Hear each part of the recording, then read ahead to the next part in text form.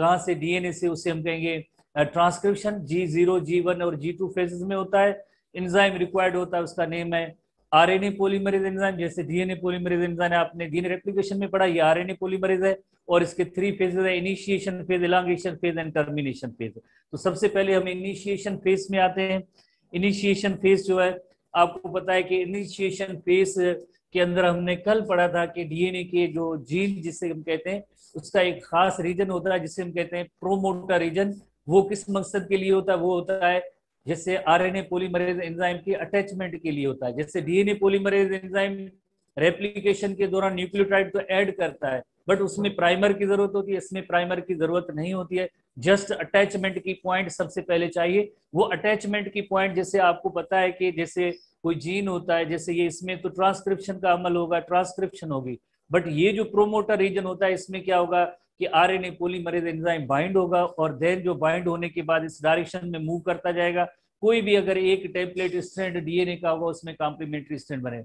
दूसरा जो इसका एंड होगा जीन का, उसे हम टर्मिनेटर रीजन कहते हैं। टर्मिनेटर भी डीएनए का एक स्पेसिफिक रीजन होता है जिसे हम कहेंगे टर्मिनेटर रीजन। तो सबसे पहले क्या होना चाहिए, जैसे ये प्रोमोटर रीजन है उसमें एक साइट या जगह होती है जिसके साथ आरएनए पॉलीमरेज एंजाइम जो बाइंड होता है।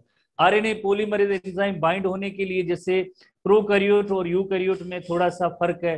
प्रोकैरियोट और यूकैरियोट में फर्क है। जैसे प्रोकैरियोट्स जो होते हैं उसमें जो बाइंडिंग जो होती है आरएनए पॉलीमरेज के एंजाइम की, जैसे कि आपको पता है कि जैसे ये जीन है, ये प्रोमोटर रीजन है, ये ट्रांसक्रिप्शन होगी और यहाँ पे टर्मिनेशन होगी। ट्रांसक्रिप्शन की एक स्टार्टिंग पॉइंट है तो वहां पे +1 लिखा होगा और यहाँ पे डाउन स्ट्रीम कहेंगे। ट्रांसक्रिप्शन स्टार्ट होने से पहले का जो रीजन होता है उसे अप स्ट्रीम कहेंगे और इसमें जो है माइनस की जो सिंबल आती है।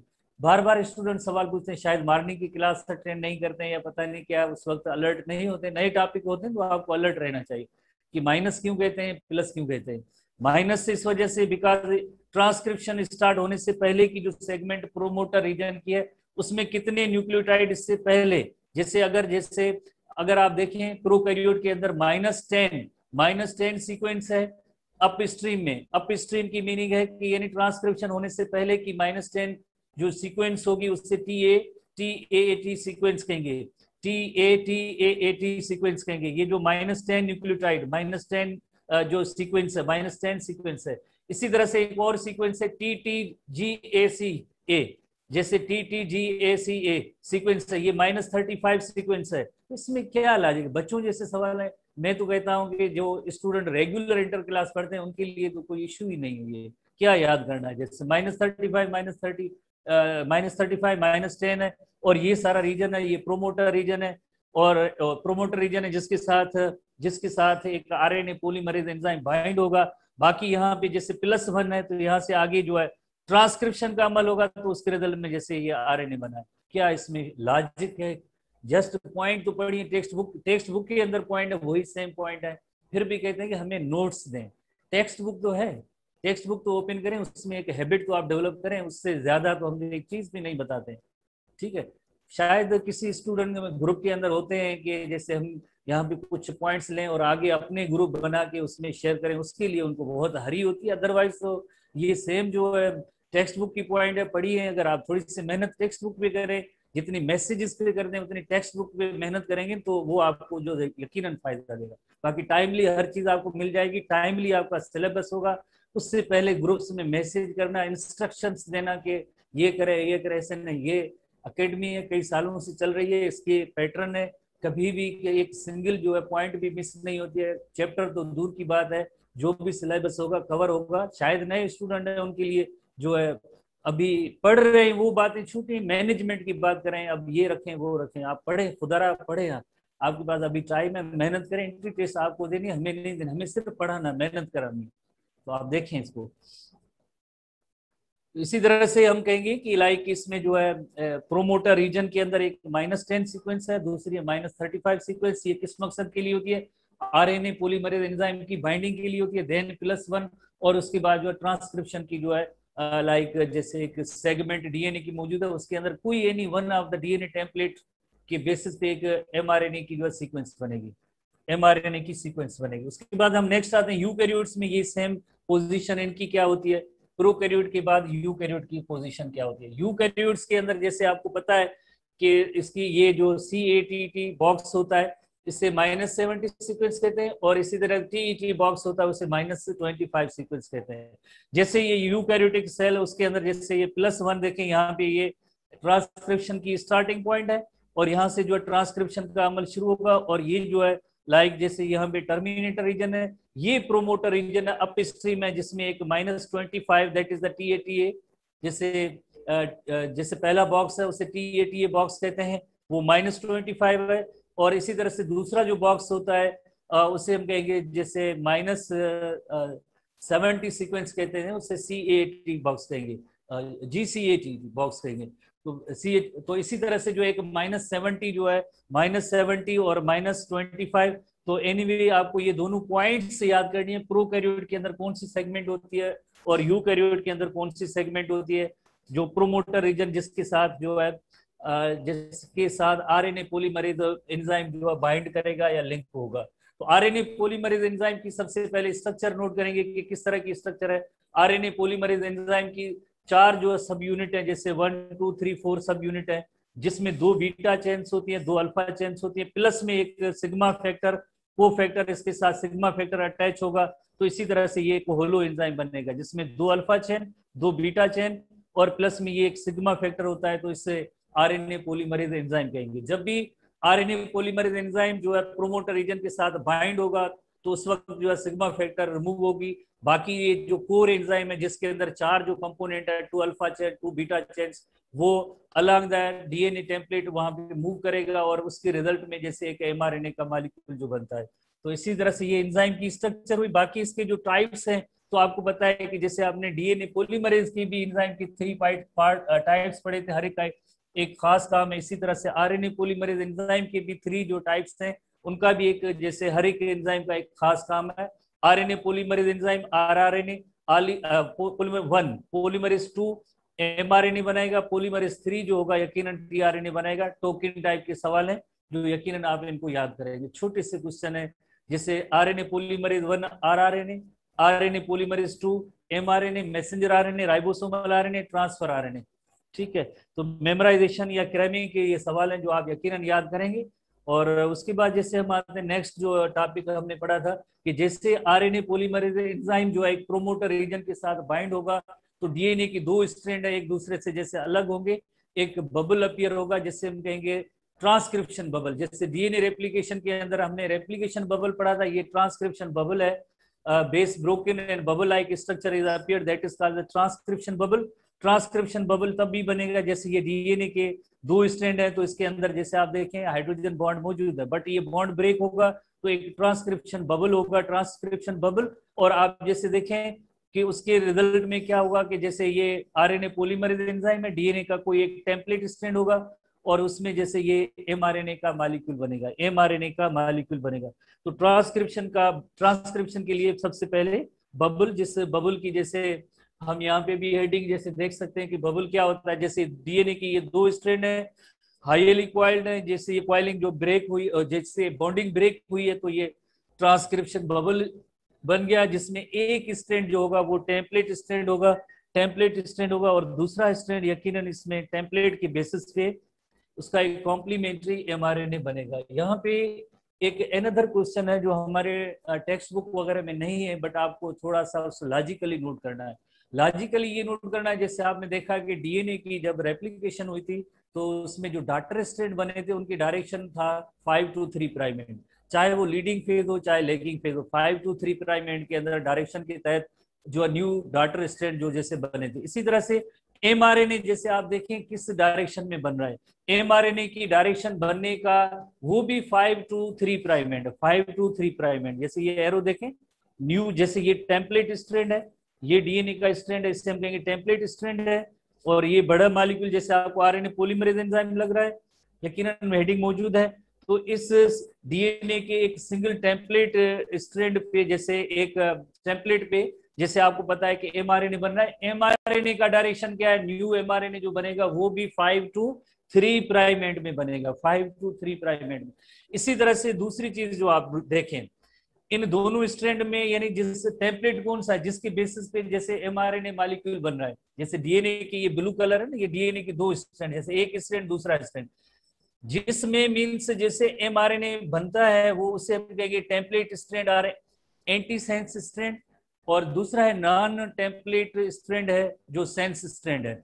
इसमें इससे जो है कॉम्प्लीमेंट्री नहीं होगा, बट कॉम्प्लीमेंट्री टेम्पलेट स्ट्रैंड है उसका कॉम्प्लीमेंट्री एमआरएनए बनता है। तो ये टेम्पलेट स्ट्रैंड है।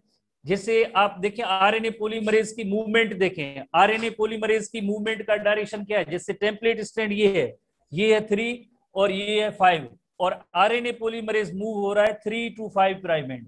आरएनए जो मूव हो रहा है वो 3 to 5 प्राइम एंड में मूव हो रहा है डीएनए के, और न्यू स्ट्रैंड जो बन रहा है वो है 5 to 3 prime and.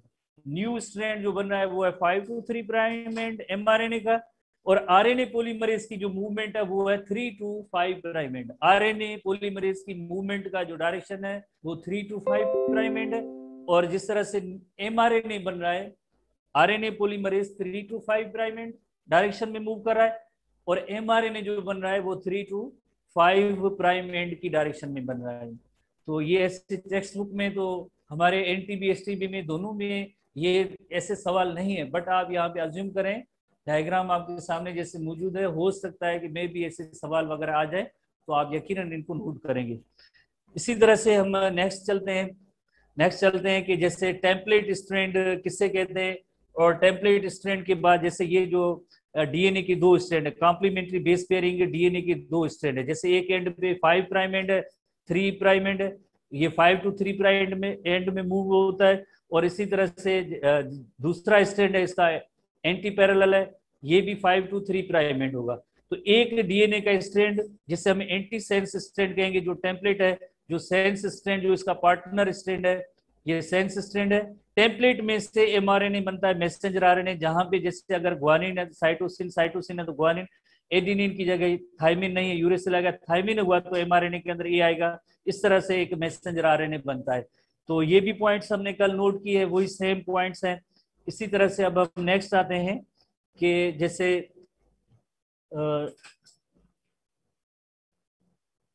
Elongation phase है। इलांगेशन फेज जैसे ये तो सारा था, इनिशिएशन फेज है। अब इलांगेशन फेज जो है, इलांगेशन फेज में RNA polymerase moving in from 5 to 3 prime end of RNA, 5 to 3 prime end of RNA, but RNA polymerase DNA पे जो मूव करता है वो होता है, जैसे आपने देखा उसका भी डायरेक्शन आपने यकीनन नोट किया है कि वो ऐसा नहीं है, ठीक है, वो है 3 to 5 प्राइम एंड जैसे आपने देखा था। तो टर्मिनेटर रीजन की तरफ जा रहा है, जैसे देखें ना ये आरएनए पॉलीमरेज टर्मिनेटर रीजन की तरफ जा रहा है, जैसे ये डीएनए का स्ट्रैंड है, ये टर्मिनेटर रीजन है, ये आरएनए पॉलीमरेज है, आरएनए पॉलीमरेज टर्मिनेटर रीजन की तरफ जा रहा है। तो यकीनन उस वक्त डायरेक्शन कौन सा होगा, उस वक्त जैसे इसका डायरेक्शन है जैसे एमआरएनए के अकॉर्डिंगली ये जो है 5 to 3 प्राइम एंड की डायरेक्शन है, और टर्मिनेटर रीजन की तरफ जो आरएनए पॉलीमरेज मूव कर रहा है। Beside it, transcription bubble also moves along the DNA, leaving the growing strand protruding from the bubble. Protruding from the bubble, bubble ये है, उसमें से protrude की मीनिंग है बाहर निकल गया है, एक बार आरएनए का स्ट्रैंड बाहर निकल गया। This event continues until RNA polymerase reaches terminator region, जब तक ये टर्मिनेटर रीजन तक ना पहुंचे। जैसे देखिए ये प्रोमोटर रीजन था जिसमें आरएनए पॉलीमरेज एंजाइम बाइंड हुआ, ये टर्मिनेटर रीजन है, यहाँ पे ये जो चेन जैसे एमआरएनए जो बनेगा वो खत्म हो जाएगा। ये जो रीजन था इसमें ट्रांसक्रिप्शन जो है हुई है, तो ये आरएनए की कोडिंग हुई है, यहाँ पे कोडिंग रीजन आरएनए और डीएनए का जिसमें आरएनए बनना था। इसी तरह से हम नेक्स्ट जो हमने देखा था कि जैसे टर्मिनेशन या एंड या खत्म किस तरह से होता है, ये चेन कैसे टर्मिनेट होगी, जब sequence of termination terminate region of the gene stops the synthesis of mRNA. जब भी मीन्स टर्मिनेशन, जैसे आपको पता है कि ये प्रोमोटर रीजन है, ये टर्मिनेटर रीजन है, इसके दरमियान जो है ये जो जैसे एमआरएनए जो बना था, अब एमआरएनए ऐसे तो नहीं है सारे इंटायर लेंथ ऑफ डीएनए में नहीं बनेगा, बट ये टर्मिनेटर रीजन के अंदर यहाँ पे स्टॉप हो जाएगा, खत्म हो जाएगा। उसके लिए क्या है कि जैसे हेयर पिन लाइक स्ट्रक्चर बनती है, जीसी रिच पार्ट होता है एमआरएनए मॉलिक्यूल में, जीसी रिच, जीसी ग्वानिन और साइटोसिन का, जैसे ये हेयर पिन है जीसी रिच रीजन, ये लूप बनेगी। जैसे ये एमआरएनए यहाँ से स्टार्ट हुआ था बनता गया, और उसके बाद एक लूप बनती है जिसे हम कहते हैं जीसी हेयर पिन, और उसका जो एक देन जो एक टेल होगा, टेल के अंदर that is rich in uracil nucleotide, तो उसे पोली यू कहते हैं, तो उसे पोली यू कहते हैं। ठीक है, जैसे एमआरएनए बनेगा तो ये जैसे देखें एमआरएनए बना है, एमआरएनए बनने के बाद जैसे जो एक उसका जो जैसे कहते हैं पोली यू है, और पोली यू और दूसरा जो पार्ट होता है उसे हम कहेंगे यकीनन एक हेयर पिन लाइक स्ट्रक्चर है जिसे जीसी रीजन कहते हैं। तो इसी तरह से sequence of termination region of gene stops at the synthesis of amino terminator region consist of series of GC base followed by AT bases. तो यानी अगर ये डीएनए के अंदर भी अगर डीएनए स्ट्रैंड के अंदर जी सी की सीक्वेंस होगी तो एमआरएनए के अंदर में भी जीसी बनेगा। जैसे अगर ये टेम्पलेट स्ट्रैंड है डीएनए का, यहाँ पे अगर टेम्पलेट स्ट्रैंड में बार बार रिपीटेडली जीसी है जीसी है जीसी है, तो इसका कॉम्प्लीमेंट्री एमआरएनए जो बनेगा एमआरएनए उसमें भी सेम आएगा ना, जी होगा तो कॉम्प्लीमेंट्री सी है, सी है तो कॉम्प्लीमेंट्री जी, जी है कॉम्प्लीमेंट्री सी, सी कॉम्प्लीमेंट्री जी, तो ये जीसी रिच होगा, हेयर पिन लाइक स्ट्रक्चर होगा। इसी तरह से followed by ATP eighty base, यानी अगर उसके बाद जैसे डीएनए के अंदर ए और टी जैसे जैसे कॉम्प्लीमेंट्री सीक्वेंस है डीएनए की ए और टी है, कॉम्प्लीमेंट्री सीक्वेंस ए और टी है, जैसे एडेनिन का जो है टी है ए है, तो ये इस तरह की डीएनए की सीक्वेंस है।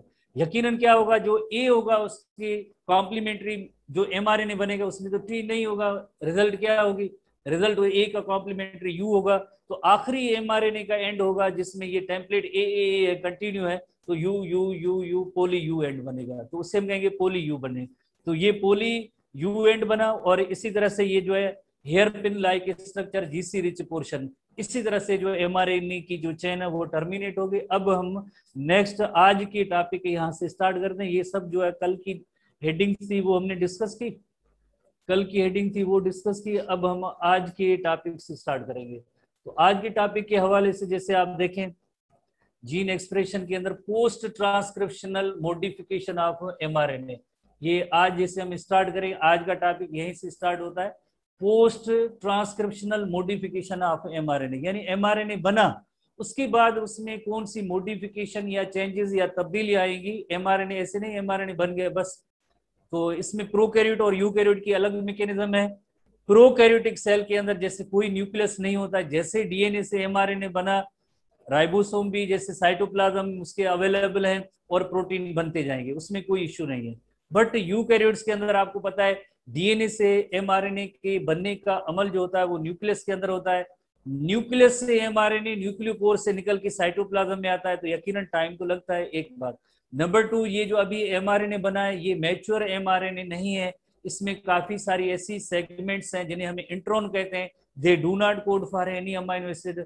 तो यहाँ पे दो फिनोमेना यूकैरियोटिक सेल में होने हैं, एक ये होना है कि थोड़ी देर के लिए अगर आरएनए के अंदर सॉरी न्यूक्लियस के अंदर ये एमआरएनए अगर मौजूद होगा तो खतरा यही होता है कि कुछ एंजाइम इसको डिग्रेड करें, इसको डिस्ट्रॉय कर सकते हैं, नंबर वन। और नंबर टू ये कि इसमें काफी सारी नॉन कोडिंग सेगमेंट्स भी मौजूद है, वो नॉन कोडिंग सेगमेंट्स को रिमूव होना चाहिए, उस अमल को हम कहेंगे आरएनए स्प्लाइसिंग कहेंगे।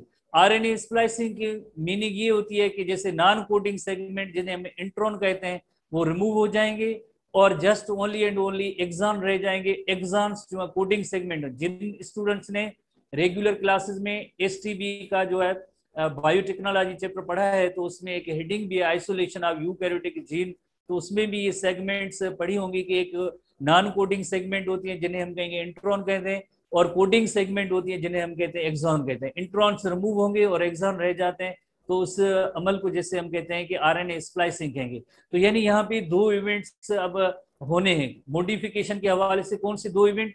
एक इवेंट ये होना है कि ऐसे ना हो कि आरएनए एमआरएनए जो बना है ये डिस्ट्रॉय हो जाए, डिस्ट्रॉय होने से बचाना है। नंबर टू ये है इसमें ऐसी मैकेनिज्म होती है जिसे आरएनए को डिस्ट्रॉय होने से वो बचाती है मैकेनिज्म। नंबर टू मैकेनिज्म ये होती है कि काफी सारी जो है नॉन कोडिंग सेगमेंट जिन्हें हम इंट्रोन कहते हैं ये रिमूव हो जाएंगे, जस्ट ओनली कोडिंग सेगमेंट और एक्सॉन रह जाएंगी। तो ये उसके लिए दो फिनोमेना यहाँ पे होंगी। तो इन प्रोकैरियोट्स एमआरएनए ट्रांसलेशन होगी विदाउट एनी डिले, क्योंकि न्यूक्लियस के अंदर इनका है ही नहीं, न्यूक्लियस ही नहीं है जो वहां से निकल के बाहर आए और देन जो है साइटोप्लाज्म की तरफ जाए। तो प्रोकैरियोट के अंदर इतना टाइम भी नहीं लगता है, जस्ट डीएनए से एमआरएनए बना, और डायरेक्ट ट्रांसलेशन प्रोटीन बन गए। बट यूकैरियोट्स के अंदर एक प्री एमआरएनए है जो न्यूली सिंथेसाइज्ड एमआरएनए है, और इसके अंदर इसको क्या होना है, फंक्शनल और मैच्योर एमआरएनए बनना है।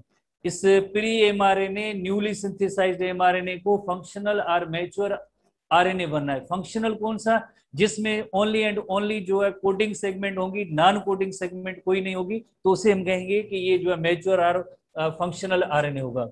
So transcription in nucleus and translation in cytoplasm होती है, तो उसके लिए यकीनन जो है एक टाइम होता है। जैसे अगर आप प्रोकैरियोट्स में कंपेयर करें, प्रोकैरियोट्स के अंदर ऐसा फिनोमेना नहीं है, न्यूक्लियस ही नहीं है जो, तो यहाँ पे तो थोड़ा सा क्या होगा कि एमआरएनए को न्यूक्लियस से निकल के साइटोप्लाज्म में आना है, वरना क्या होगा, अदरवाइज दो एंजाइम है, कौन से याद करने आपको इन एंजाइम के नेम, फास्फेटेज एंड न्यूक्लियसेज एंजाइम होते हैं। एएसी पढ़ा है ना, आखिर में एएसी जो है सफिक्स है, तो इसका मतलब है कि ये एंजाइम है। मे डिग्रेड इट, यानी एमआरएनए को डिग्रेड कर सकते हैं, डिस्ट्रॉय कर सकते हैं ये दो एंजाइम, अगर न्यूक्लियस के अंदर ऐसे ही पड़े रहे, कौन सी किस फॉर्म में, फ्री अगर एमआरएनए जैसा, या अभी जो फंक्शनल नहीं है, जो अभी न्यूली सिंथेसाइज्ड है, तो उनको ये दोनों एंजाइम्स जो है ये डिग्रेड कर सकते हैं। इस डिग्रेड से बचने की मैकेनिज्म मौजूद है, वो दोनों अमल होंगे। कौन सी मैकेनिज्म है, दोनों एंड्स पे कैप्स आ जाती हैं। जैसे एमआरएनए बनता है ना, आपको पता है कि उसकी एक एंड पे 3 प्राइम एंड है, दूसरे एंड पे 5 प्राइम एंड है। 5 प्राइम एंड पे भी एक कैप आके अटैच होगी ताकि ये डिग्रेड ना हो, और 3 प्राइम एंड होगी उस पे भी एक कैप आती है ताकि ये एमआरएनए जो है डिग्रेड ना हो। जब ये कैप्स आ जाएगी हेड और जैसे दोनों एंड पे, तो यकीनन हम कहेंगे कि अब जो है इसमें डिग्रेड होने की चांसेस नहीं होंगे। नंबर 2 फिनोमेना क्या होगा, नंबर 2 फिनोमेना इसी न्यूक्लियस के अंदर ये होगा कि जैसे इंट्रॉन सेगमेंट्स रिमूव हो जाएंगी, एक्सोन आपस में ज्वाइन हो जाएंगी, लिंक हो जाएंगी, जिसे हम कहेंगे आरएनए स्प्लाइसिंग कहेंगे। स्प्लाइस लफ्ज की मीनिंग ही होती है ज्वाइन होना या लिंक होना, ठीक है। तो mRNA contain non coding segment must be removed और स्प्लाइस्ड, ये जो है रिमूव हो या जो जस्ट कोडिंग सेगमेंट आपस में ज्वाइन हो। तो post transcriptional modification of mRNA involves 2 events. कौन से 2 इवेंट्स, एक इवेंट ये होना चाहिए कि जिसमें addition of cap and tail addition होनी चाहिए। जैसे एक 5, जैसे एमआरएनए का 5 प्राइम एंड होता है, उसमें एक कैप यहाँ पे भी अटैच होनी चाहिए, और इसी तरह से जो 3 प्राइम एंड है उसमें भी एक यहाँ पे कैप अटैच होनी चाहिए, ताकि ये आरएनए का मॉलिक्यूल न्यूली सिंथेसाइज्ड है, इसको कोई एंजाइम डिग्रेड ना करे। कौन से enzyme, phosphatase and nucleus enzyme जो इनको डिग्रेड ना करें। तो ये एमआरएनए न्यूली सिंथेसाइज्ड एमआरएनए है, इसके दोनों जो है ये एमआरएनए है, इस दोनों एंड पे कैप्स आने का अमल होता है। जैसे एक 5 एंड जो होता है, प्राइम एंड होता है एमआरएनए का, उसके ऊपर भी कैप आएगी, जो 3 प्राइम एंड होगा उसके ऊपर भी एक कैप आएगी, 5 एंड 3 दोनों एंड पे एक कैप आएगी, ठीक है। और नंबर 2 इवेंट क्या होगा, RNA splicing to remove non coding segments, जिन्हें हम इंट्रॉन कहते हैं। इंट्रॉन रिमूव करें, just only and only exon रह जाए, तो ये 2 इवेंट्स होते हैं मॉडिफिकेशन के अंदर। अब ये इवेंट कैसे होंगे, अब हम नेक्स्ट हेडिंग में आते हैं। टेक्स्ट बुक में ये सारी पॉइंट्स मौजूद हैं, आप देखते जाएं। टेक्स्ट बुक ही हम पढ़ रहे हैं, एनटीबी पढ़ रहे हैं, तो एनटीबी के अलावा और कोई भी पॉइंट नहीं है। आप तो डोंट वरी कि हम नई कोई चीज पढ़ रहे हैं, ओनली एंड ओनली एनटीबी पढ़ रहे हैं। तो एनटीबी के अंदर जो पहला स्टेप है, कैप लगने का स्टेप है, हम उस पर आते हैं। जैसे जो 5 prime end of the mRNA होता है, उसमें एक कैप आती है, वो उस कैप का नेम है 7 methyl GTP guanosine triphosphate. 7 methyl GTP की कैप होती है, 7 मिथाइल जीटीपी की कैप होती है, किस एंड पे, 5 end of mRNA, 5 prime end of mRNA. तो क्योंकि ये जीटीपी गुआनोसिन ट्राइफॉस्फेट यानी न्यूक्लियोटाइड का ही जैसे एक टाइप है, तो जाहिर है इसके अंदर भी एक 5 प्राइम एंड होता है, इसका भी एक 5 जो एंड होता है। 5 एंड किसका, इस 7 मिथाइल जीटीपी का 5 एंड, प्लस में एमआरएनए का भी 5 एंड, एमआरएनए का भी 5 एंड, और ये जो 7 मिथाइल कैप जो जीटीपी है, ये इसका भी 5 एंड। तो ये कैप बनाएंगे, एक एंड पे ये कैप बनाएंगे 5 प्राइम एंड ऑफ एमआरएनए। उसमें क्या होगा कि जो 5 prime end of 7 methyl GTP होगा वो इसके साथ अटैच होगा, और दूसरे एंड पे पॉली ए टेल है, पॉली ए टेल है। पॉली ए टेल जैसे पहली पॉइंट आप याद करेंगे कि in a cap in the form of 7 methyl GTP which is linked to 5 to 5 end of the mRNA at the opposite end of mRNA। opposite end of mRNA क्या होगा, जैसे अगर mRNA के अंदर एक एंड है 5 प्राइम एंड तो दूसरा एंड होगा उसका 3 प्राइम एंड। 3 प्राइम एंड पे small chain of 30 to 500 adenine nucleotide called poly A tell.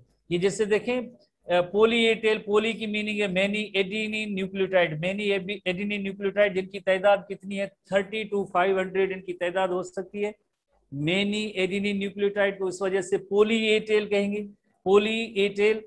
Cap किसकी है, कैप है जो आपको पता है कि कैप है 7 मिथाइल जीटीपी की है।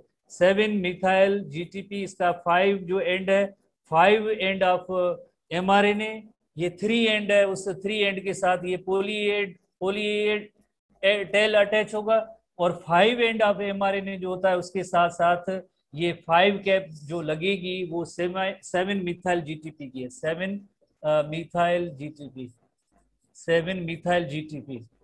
तो इस अमल को हम कहेंगे कि जैसे ये जो है कैप बन गया इसमें।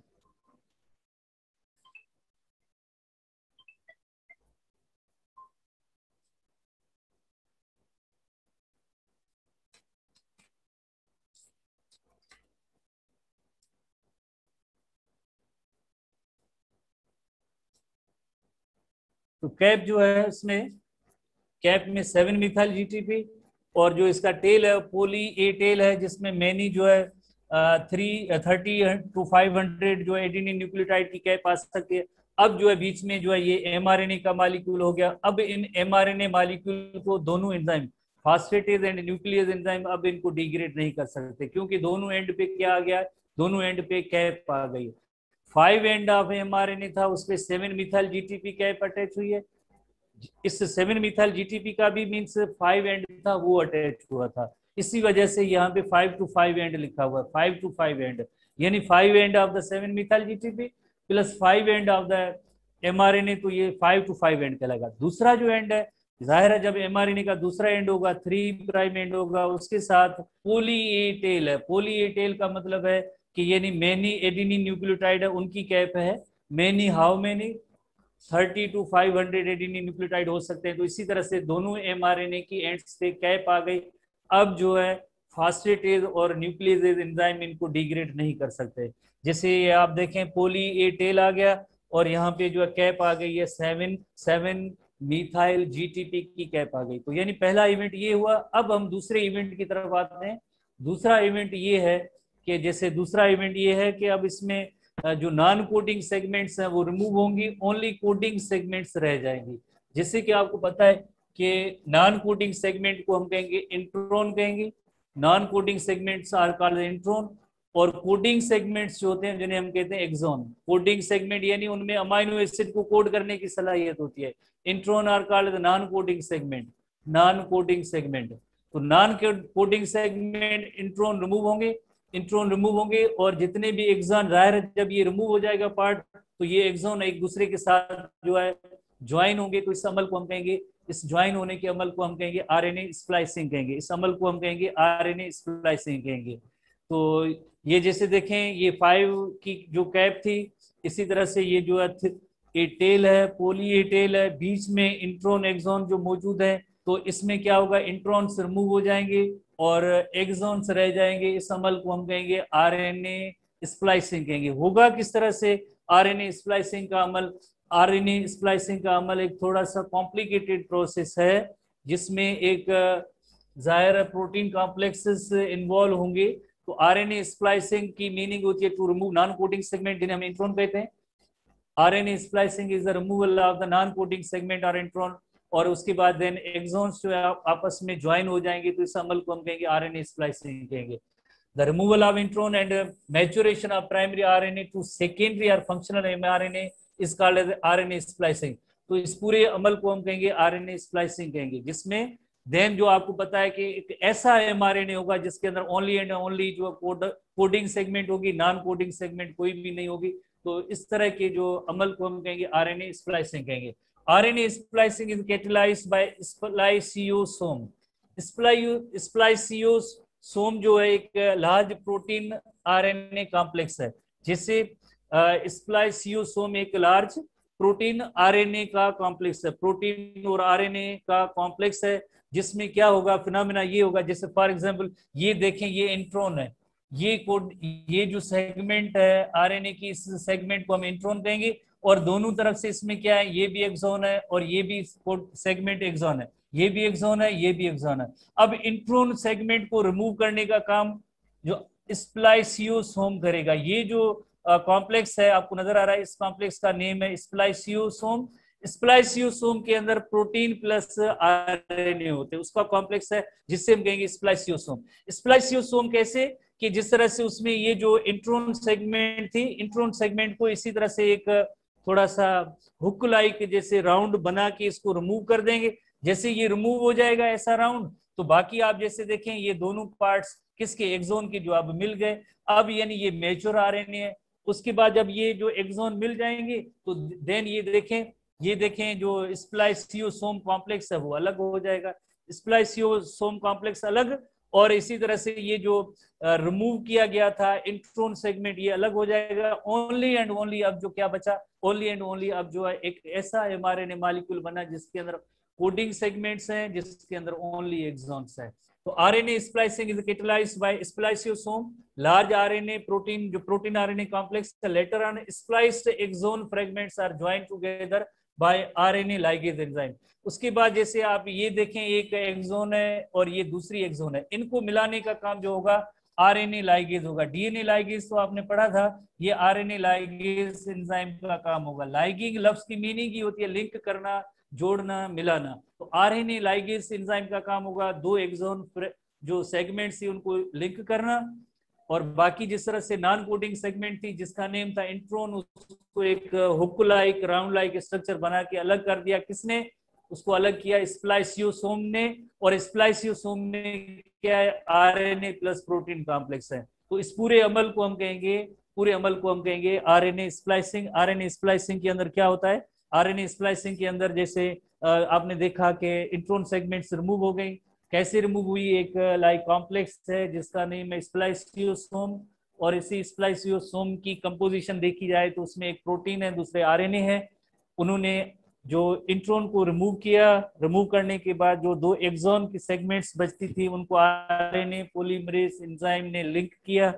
अब जो है हमें एक ऐसा एमआरएनए मिला है जिसे हम मैच्योर आरएनए कहेंगे, जिसमें सिर्फ और सिर्फ कोडिंग सेगमेंट, यानी जो है कोडिंग सेगमेंट की मीनिंग होती है कि अब इनमें जैसे यकीनन अमाइनो एसिड को कोड करने की सलाहियत होगी, कोई ऐसी फजूल एक्स्ट्रा जो नॉन कोडिंग सेगमेंट नहीं होगी। इस अमल को हम कहेंगे यकीनन क्या कहेंगे? आरएनए स्प्लाइसिंग कहेंगे। तो ये आरएनए स्प्लाइसिंग का अमल हुआ। आरएनए स्प्लाइसिंग के प्रोसेस के बाद नेक्स्ट हम आते हैं, नेक्स्ट जो हेडिंग है, जैसे नेक्स्ट हेडिंग में जाने से पहले थोड़ी सी आपके पास एक इंफॉर्मेशन होनी चाहिए कि प्रोटीन सिंथेसिस में हो क्या रहा है। प्रोटीन सिंथेसिस के अंदर जैसे आपको पता है कि एक specific segment of DNA that is called gene. तो डीएनए की दो स्ट्रैंड है, जिसमें एक सेंस स्ट्रैंड है, दूसरा एंटी सेंस स्ट्रैंड है। Anti sense strand of DNA होता है, उसमें कॉम्प्लीमेंट्री एमआरएनए बनता है। जैसे ये एंटी सेंस स्ट्रैंड है, तो एंटी सेंस स्ट्रैंड में जैसे कॉम्प्लीमेंट्री एमआरएनए बनाए, कॉम्प्लीमेंट्री इस स्ट्रैंड से कॉम्प्लीमेंट्री एमआरएनए बनाए। सीक्वेंस बेस सीक्वेंस आपको पता है। तो यही एमआरएनए, उसके बाद आपने देखा कि दोनों एंड पे कैप्स आ गई हैं। 5 जो एंड था उस पे जो है लाइक एक कैप आई है, और इसी तरह से 3 जो एंड है उसके साथ भी कैप आई है। 5 एंड पे जो है 7 मिथाइल जीटीपी की कैप आई है, 3 एंड पे पोली ए की कैप आई है। अब जो है ये आरएनए जो डिग्रेड नहीं हो सकता है। इसी तरह से अंदर जो पार्ट पड़े थे उसमें जो नॉन कोडिंग सेगमेंट थे वो भी रिमूव हो गए। अब ये जैसे मैच्योर जैसे एमआरएनए बनता है तो उसमें ट्रांसलेशन का अमल होगा, यानी ये जो 3 जो न्यूक्लियोटाइड की सीक्वेंस है एमआरएनए की, उसमें जिसे हम कहेंगे एक कोडान, ट्रिपलेट कोडान, एक कोडान एक अमाइनो एसिड को कोड करता है। जैसे हमेशा याद रखें कि पहला हमेशा कोडान मीथियोनिन होगा, एमआरएनए एयूजी होगा। कोई भी एमआरएनए होगा उसके पहले स्टार्ट कोडान हमेशा एयूजी होगा। AUG is called as start codon, also codes for methionine. तो एमईटी का मतलब है मीथियोनिन। GCC इसका मतलब है एलेनिन, 3 ये ट्रिपलेट। इसी तरह से UGG, UGG का मतलब है ट्रिप्टोफैन। इसी तरह से ACU, इसका मतलब है थ्रियोनिन। UCA serine. और उसके बाद ऐसे जितने भी आगे कंटिन्यूस जितने भी होंगे आगे, जब तक स्टॉप कोडान नहीं आता है तो इसी तरह से ट्रिपलेट कोडान किसी न किसी एक अमाइनो एसिड को कोड करते जाएंगे, तो मीन्स उसकी ट्रांसलेशन होती जाएगी। और इन अमाइनो एसिड के दरमियान जो इसे एक पेप्टाइड बॉन्ड भी बनता जाएगा और एक polypeptide chain of amino acid बनेगी। तो अब हम जो नेक्स्ट जो हेडिंग में जा रहे हैं वो है जेनेटिक कोड। जेनेटिक कोड पहले भी हमने ठीक बनाया था, एक स्टूडेंट ने भेजा कि आप ये गलत बना रहे, गलत नहीं था। बॉक्स के नीचे मैंने बाद में देखा कि वो बॉक्स के नीचे एक सी आया था पोर्शन, अदरवाइज तो कोड तो सही पड़ा था जेनेटिक। बहरहाल दोबारा से भी देख लेते हैं, ऐसी कोई बात नहीं है। तो यानी एमआरएनए के अंदर ये जो न्यूक्लियोटाइड की जो सीक्वेंस है, एमआरएनए की जो न्यूक्लियोटाइड की सीक्वेंस है, यकीन जो 3 जो इसमें न्यूक्लियोटाइड मिलके एक ट्रिपलेट बनाते हैं, ट्रिपलेट बेस और कोडान बनाएंगे। हर एक कोडान के अंदर एक अमाइनो एसिड को कोड करने की सलाहियत होती है। तो ये ट्रिपलेट जेनेटिक कोड बनने का जो अमल होगा, अब हम इस पे आते हैं कि जेनेटिक कोड क्या होता है और कैसे बनता है। जैसे कि आपको पता है कि हमने जेनेटिक कोड के बारे में जैसे हमने पढ़ा भी है, इससे पहले भी पढ़ा है। जेनेटिक कोड उसमें जैसे 3 नाइट्रोजिनस बेसिस आते हैं। एक जैसे 1 सिंगलेट का करेंगे, एमआरएनए के 4 बेसिस हैं UCAG, तो यानी 4 उसमें अमाइनो एसिड को कोड करने की सलाह है। तो अगर हम सिंगलेट करेंगे, there are 20 types of amino acid, तो ये कंप्लीट नहीं है। अगर हम दो दो नाइट्रोजिनस बेस जैसे न्यूक्लियोटाइड और एक जैसे हम कहेंगे कोडान होगा, तो 16 अमाइनो एसिड को कोड करने की उनमें सलाहियत होगी, फिर भी ये कंप्लीट नहीं है। ट्रिपलेट करेंगे तो 64 कोडान बनेंगे, 64 कोडान बनेंगे तो दे आर सफिशिएंट, 20 टाइप्स के अमाइनो एसिड को कोड करने के लिए ये सफिशिएंट होते हैं। तो जैसे हमने कोडान के हवाले से आपको याद होगा स्टूडेंट्स को, हमने जैसे एक यहाँ पे चार्ट भी बनाया था, आज दोबारा भी जैसे देख रहे हैं कि ट्रिपलेट जो होते हैं, 3 कोडान ट्रिपलेट, जैसे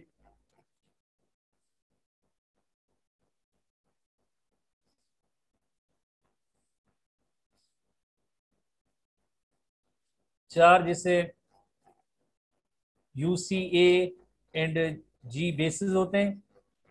इसी तरह से UCA एंड G बेसिस हैं। ये फर्स्ट बेस कहलाता है, फर्स्ट बेस कहलाता है। इस साइड पे हम फर्स्ट बेस लेंगे। इसी तरह से एक सेकंड बेस होता है, सेकंड बेस हम इस साइड से लेंगे क्योंकि 3 बेस न्यूक्लियोटाइड है, तो UCA एंड G। इसी तरह से एक थर्ड बेस लेंगे, थर्ड बेस हम इस साइड से लेते हैं UCA और G।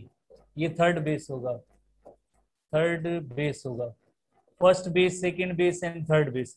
तरीका ये था कि अगर हम फर्स्ट यू कोडान जैसे है तो पहला यू हम यहाँ से लेंगे, सेकंड यू जो है हम सेकंड बेस से लेंगे, इससे लेंगे, और थर्ड जो यू है वो इस साइड से तीसरा बेस आएगा। तो इसी तरह से थर्ड जो होगा वो इस साइड से आएगा। तो इसी तरह से 64 कोडान बनते हैं, 64 कोडान बनते हैं। शार्ट ट्रिक में हम आते हैं, ये थर्ड बेस हमेशा UCAG होगा, UCAG होगा, UCA एंड G होगा। थर्ड बेस हमेशा तरतीबवार UCAG, UCA and G, UCA and G, UCA and G, UCA and G। Third base UCA and G होगा, UCA एंड G होगा, UCA and G, UCA and G, UCA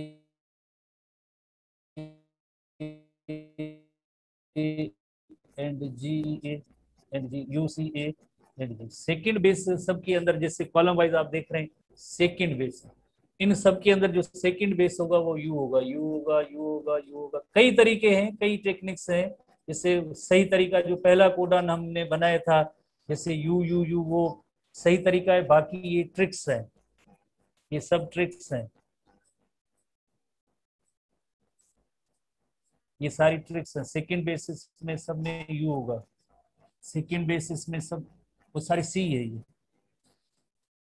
ये सब सी है। दोबारा मेहनत करनी पड़ेगी। बहरहाल ये हम देख लेंगे, टाइम आए हो रहा है, हम थोड़ा आगे चलते हैं। ठीक है, तो जेनेटिक कोड की प्रॉपर्टीज हम पढ़ते हैं। जेनेटिक कोड की, genetic code that is a specific sequence of DNA that encodes the synthesis of particular polypeptide chain, तो उसे हम कहेंगे जीन कहते हैं। जैसे आपको पता है जीन के अंदर एक स्पेसिफिक सीक्वेंस ऑफ डीएनए होती है, वो एमआरएनए बनाएंगे, और एमआरएनए के अंदर हर एक एमआरएनए के अंदर जैसे आपको पता है कि 3 न्यूक्लियोटाइड जो होते हैं एमआरएनए के, वो इसे एक कोडान कहते हैं, and 1 codon codes for 1 amino acid. इसी तरह से polypeptide chain of amino acid बनेगी। So order of amino acid in polypeptide according to the sequence of nucleotide is in any part of DNA, वो एक specific order और sequence. हर gene के अंदर जो डीएनए की सीक्वेंस स्पेसिफिक होगी, जाहिर है जब डीएनए की सीक्वेंस स्पेसिफिक होगी तो एमआरएनए की सीक्वेंस भी स्पेसिफिक होगी। एमआरएनए की सीक्वेंस स्पेसिफिक है तो आपको पता है कि उसके अंदर जो कोडान बनेगी वो भी स्पेसिफिक होंगे। तो पर्टिकुलर इसी तरह से जो अमाइनो एसिड आपस में लिंक होंगे तो एक पर्टिकुलर अमाइनो एसिड लिंक होने के बाद जो एक प्रोटीन बनता है। The relationship between amino acid sequence and nucleotide sequence is called genetic code. जैसे कि आपको पता है कि अमाइनो एसिड की sequence plus nucleotide sequence, amino acid जैसे आप अभी हमने जैसे देखा पहला जैसे कोडान हमेशा मिथ्योनिन एयूजी, उसके बाद अगर सीरिन एलेनिन ट्रिप्टोफैन वैलिन इस तरह से जो कुछ भी है तो वो तो अमाइनो एसिड की सीक्वेंस है। उनको कौन डिटरमाइन करता है? उनको डिटरमाइन एमआरएनए की सीक्वेंस करती है। तो जैसे एमआरएनए के अंदर अब ये कोडान जो मौजूद हैं, एमआरएनए के कोडान जो होंगे, अब हम उसे कहेंगे ये जेनेटिक कोड है। जैसे हमारे टेक्स्ट बुक में ऐसा चार्ट जो बना हुआ है, ये सारे कोडान एमआरएनए की कोडान है, ये सारे कोडान एमआरएनए की कोडान है। हर एक कोडान की एक मीनिंग है। हर एक कोडान जैसे AUG is the start codon और मिथ्योनिन, जैसे UUU इज द फिनाइलएलेनिन, जैसे UGA जहां पे भी होता है स्टॉप कोडान है। तो इस तरह से ये 64 कोडान, उनकी कोई ना कोई हर एक कोडान की एक मीनिंग होगी। आइदर स्टार्ट है या स्टॉप है, चेन को स्टॉप करना है, या कोई और ग्लूटामिक एसिड है, वेलिन है, हिस्टिडीन है, ग्लाइसिन है, लाइसिन है, फिनाइलएलेनिन है, एलिनिन है, आइसोल्यूसिन है, जितने भी लाइक 20 टाइप्स के अमाइनो एसिड है, उन सब की जो है एक जेनेटिक डिक्शनरी मौजूद है, उसके अंदर कोई ना कोई मीनिंग मौजूद है। The information in DNA for synthesis of protein is called genetic code which is transcribed or copied into mRNA। तो ये mRNA कहाँ से बना है? आपको पता है कि mRNA specific sequence of DNA थी, उसमें से mRNA बना है, उसमें mRNA बना है। तो ये mRNA की जो स्पेसिफिक सीक्वेंस है, mRNA की जो स्पेसिफिक सीक्वेंस है जिसके अंदर पर्टिकुलर 3 जो कोडान जो है, पर्टिकुलर जो 3 जो सीक्वेंस के अंदर जो ट्रिपलेट और कोडान है, उससे हम कहेंगे 1 codon codes for 1 amino acid. जैसे एमआरएनए की जो ट्रांसक्रिप्ट है, रैंडम सीक्वेंस ऑफ 4 न्यूक्लियोटाइड है, रैंडम सीक्वेंस यूसीएजी की है, यूसीएजी है। जैसे आप देखें तो यूसीएजी में से एयूजी, सीसीयू, यूसीजी, एयूसी, इसी तरह से जो ट्रिपलेट बनते जाएंगे तो पूरे एमआरएनए की सीक्वेंस के अंदर जो भी ऐसे ट्रिपलेट होंगे they will code for 1 amino acid. हर एक ट्रिपलेट कोडान में। तो question how can code with 4 letter alphabet specify a protein? इसका जवाब ये है कि जैसे 26 लेटर होते हैं इंग्लिश के अल्फाबेट के अंदर, तो उसके अंदर हम मिलियंस की तादाद में वर्ड्स बना सकते हैं। इसी तरह से अगर 4 नाइट्रोजिनस बेस न्यूक्लियोटाइड इनके हैं तो एमआरएनए के अंदर, बट इसकी अगर रीअरेंजमेंट करेंगे तो 64 जो है इनकी ट्रिपलेट की सूरत में पॉसिबिलिटीज बन सकती है। 64 ट्रिपलेट कोडान बन सकते हैं, पॉसिबल है। तो अगर हम सिंगल बेस का करेंगे तो एक अमाइनो एसिड, जैसे 4 बेसिस हैं तो 4 अमाइनो एसिड को कोड करने की सलाहियत होगी। और हमारे पास जैसे आपको बताया कि 20 टाइप्स के अमाइनो एसिड हैं तो singlet codon is not sufficient. अगर हम कहें कि एक बेस एक अमाइनो एसिड को कोड करे, 4 तो बेसिस हैं एमआरएनए के, तो हम कहेंगे ये तो 4 अमाइनो एसिड आएंगे, तो इस वजह से ये सिंगलेट कोडान जो है सफिशिएंट नहीं है। अब हम आते हैं 2 बेसिस की सीक्वेंस लें। अगर 2 बेसिस कोई भी लें, 4 जो एमआरएनए के बेसिस है उसके अकॉर्डिंगली, तो 64 कोडान बनेंगे, तो भी ये इनसफिशिएंट है। Why? Because there are 20 types of amino acid. तो जैसे 2 बेसिस एक अमाइनो एसिड, जैसे आप देखें कि तो 4 बेसिस एमआरएनए के हैं तो इसमें 16 अमाइनो एसिड को कोड करने की सलाहियत होगी। और 20 टाइप्स के अमाइनो एसिड है तो ये भी इनसफिशिएंट है, सिंगलेट भी इनसफिशिएंट है। तो यकीनन हमें ट्रिपलेट कोडान की तरफ देखना पड़ेगा कि ट्रिपलेट कोडान में क्या होगा। 3 नाइट्रोजिनस बेस न्यूक्लियोटाइड, जैसे 3 बेसिस एन अमाइनो एसिड करते हैं तो 4 बेसिस है एमआरएनए की, कौन से? यूसीएजी है, तो उसमें 64 कोडान बन सकते हैं। They are enough for 20 types of codons of amino acid. So 64 as an extra codons are existed. 1 amino acid can be coded by many as well as start stop codon भी है, तो बाकी उनका सबका balance हो जाएगा। Chart में अगर हम देखेंगे तो हम देखेंगे many codon code for one amino acid. Glutamic acid जो इसके भी दो हैं, जैसे आप देखें वैलिन की 4 हैं, तो काफी सारे जिसमें अमाइनो एसिड एक है, कोडान ज्यादा है। चार्ट पे देखते हैं हम इसमें codon a triplet of bases along the length of mRNA that specifies particular amino acid is called codon। ये कोडान की डेफिनेशन है कि what is codon. Codon is triplet of basis along the length of mRNA, यानी mRNA की length में ये जो जैसे ये mRNA की लेंथ है उसमें ट्रिपलेट, एक ट्रिपलेट जो होगा ट्रिपलेट उसे जो that pairs that codes for specific amino acid, जो किसी न किसी एक अमाइनो एसिड को कोड करे तो उसे हम कहेंगे कोडान कहेंगे। Codon is a triplet of basis along the length of mRNA that codes for a particular amino acid is called as codon, तो उसे हम कहेंगे कोडान। जेनेटिक कोड की प्रॉपर्टीज है नेक्स्ट कि what are the properties of the genetic code. जैसे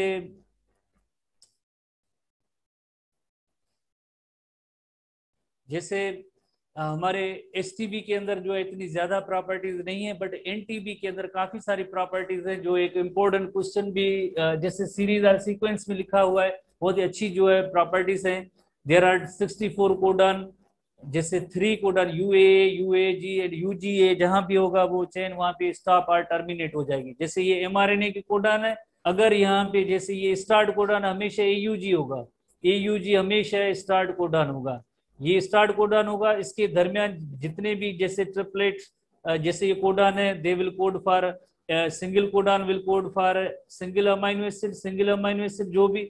but यहाँ पे अगर एंड जहाँ पे अगर ये 3 कोडन कौन से, अगर इस जगह पे यूएए आता है, या अगर इस जगह पे यूएजी आता है, या अगर इस जगह पे यूजीए आता है, तो तीनों में से अगर कोई भी आएगा तो ये चेन टर्मिनेट हो जाएगी, खत्म हो जाएगी। इससे हम कहते हैं stop codon because they do not code for any amino acid. और ये होता है स्टार्ट कोडन हमेशा एयूजी होता है। एमआरएनए के अंदर अगर पहली जो है ट्रिपलेट की जो सीरीज और सीक्वेंस हमेशा एयूजी होगी, जिससे हम कहते हैं स्टार्ट कोडन।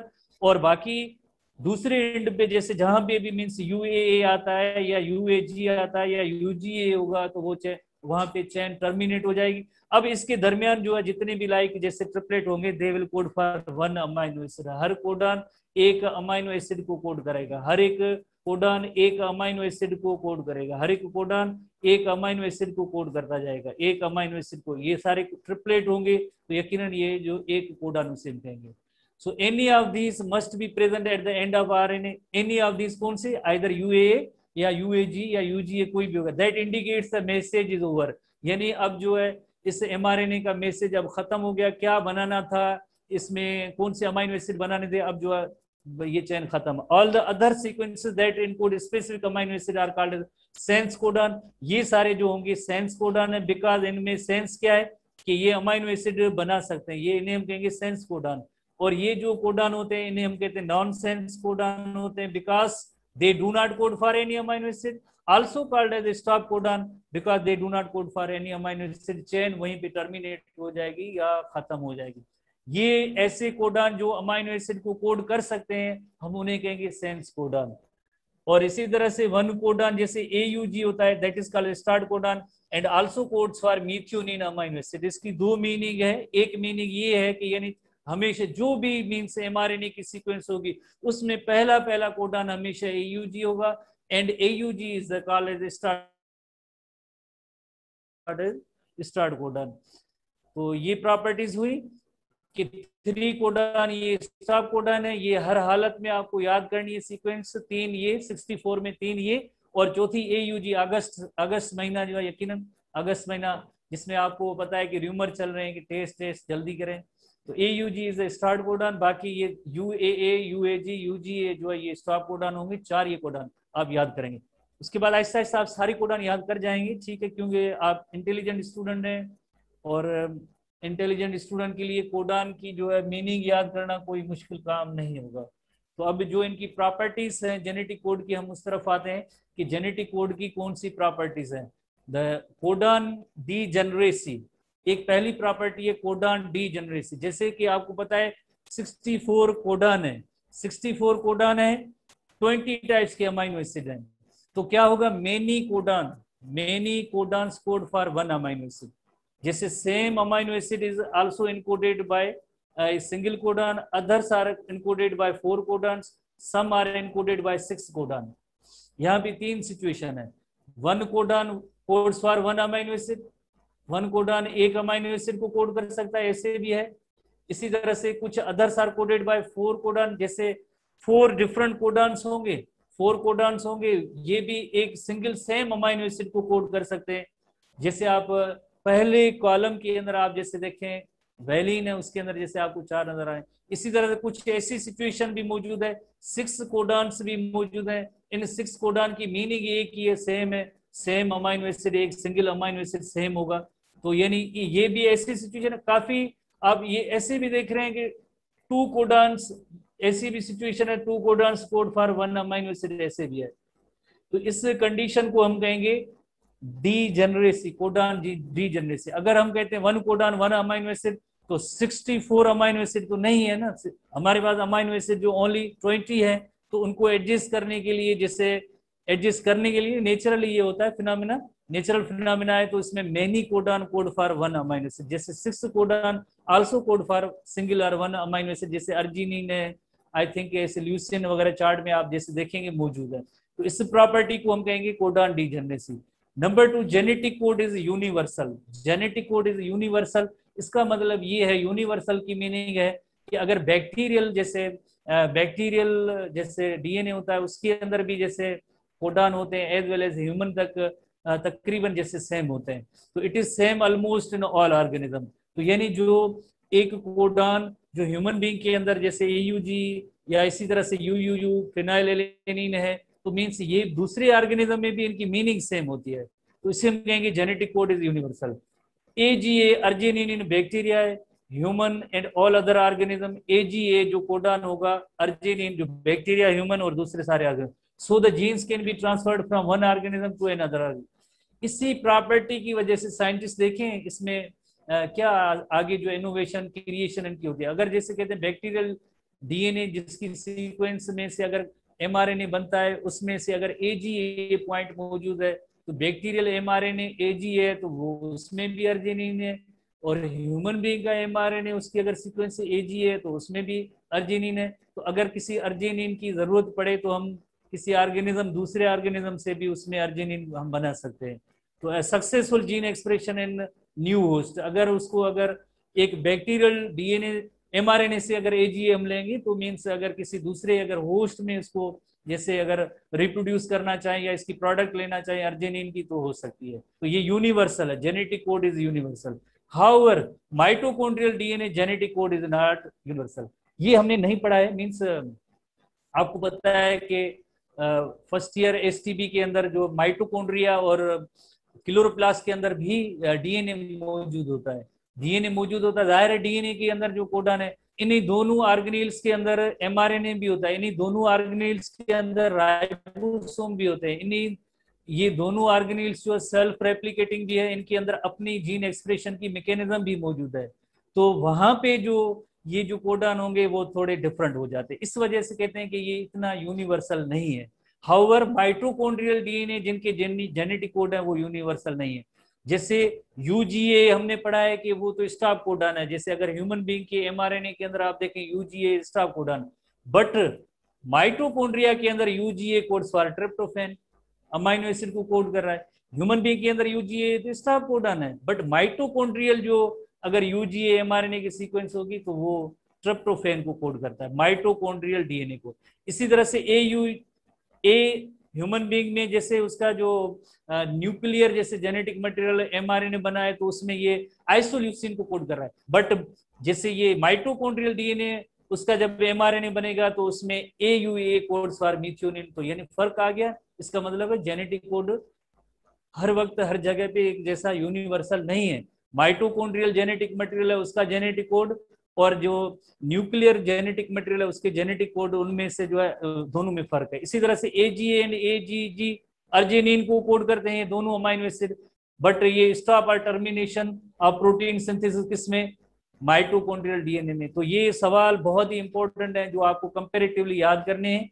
जैसे ह्यूमन बीइंग में जैसे जो कोडान है उनकी मीनिंग क्या है, और माइटोकॉन्ड्रियल जो डीएनए देन आरएनए बनेगा, उनमें डिफरेंस क्या आता है, कौन से कोडान में किस कोडान को रेफर करता है, वेरी इंपॉर्टेंट क्वेश्चन होंगे, आप इनको जो याद करेंगे। इसी तरह से नॉन पंक्चुएशन की मीनिंग होती है कि जैसे एमआरएनए की सीक्वेंस होती है, जैसे ए यू जी सी सी जी सी सी, इस तरह से आगे ही बढ़ते जा रहे हैं कोडान, बट इसके दरमियान कोई भी पंक्चुएशन नहीं है, कोई फुल स्टॉप नहीं है, कोई कामा नहीं है, कोई इस तरह से गैप या ब्रेक नहीं है। No punctuation between each codon, there is no break between two codon.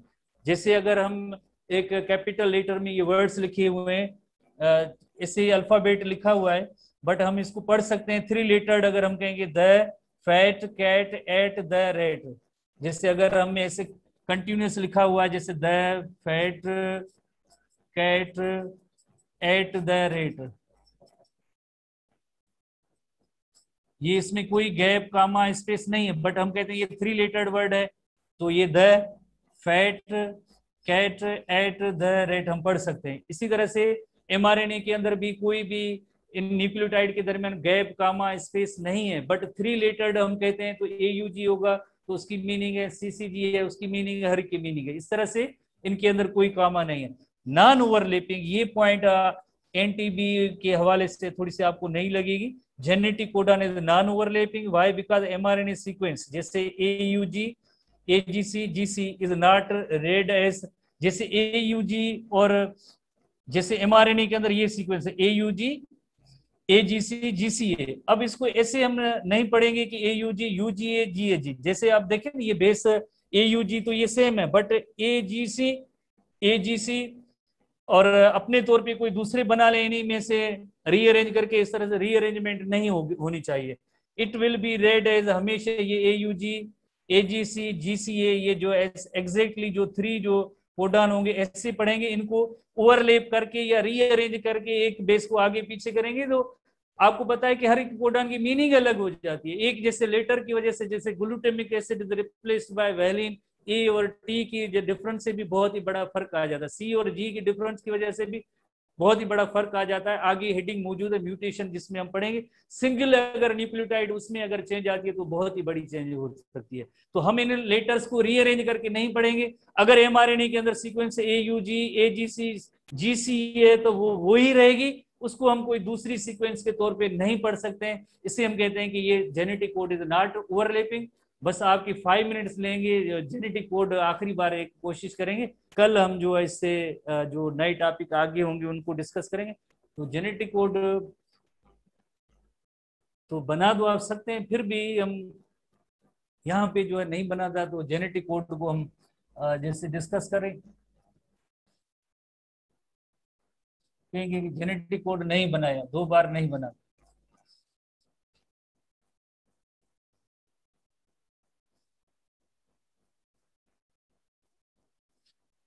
तीन नाइट्रोजनस बेसिस हैं। अगर ऐसे स्टूडेंट जो थक गए हैं तो भले वो फिनिश कर लें अपनी मीटिंग को, बिकॉज जो जेनेटिक कोड जिन्होंने समझा हुआ उनके लिए कोई इशू नहीं है, और जो पहली बार ये समझने की कोशिश करेंगे तो यकीनन वो भले क्लास ज्वाइन करें, अदरवाइज भले मीटिंग एंड करें, क्योंकि इस कोड के बाद हम और कोई चीज़ नहीं पढ़ेंगे। एज यू विश, ठीक है। तो इसी तरह से एक फर्स्ट बेस होगा वो हम इस साइड से लेते हैं, और यहाँ से हम लेंगे सेकंड बेस, इस साइड से लेंगे second base.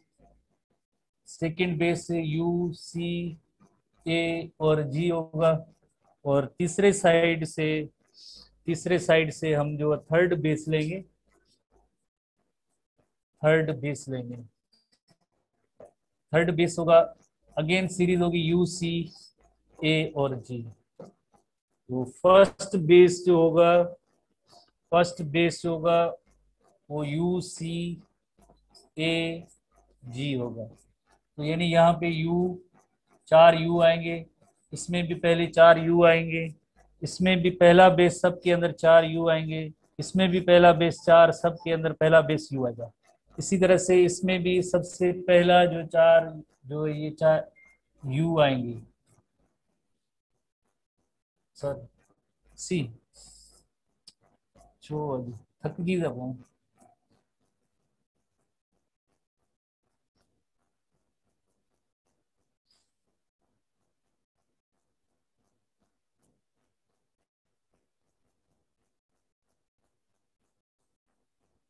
Determine this key rather.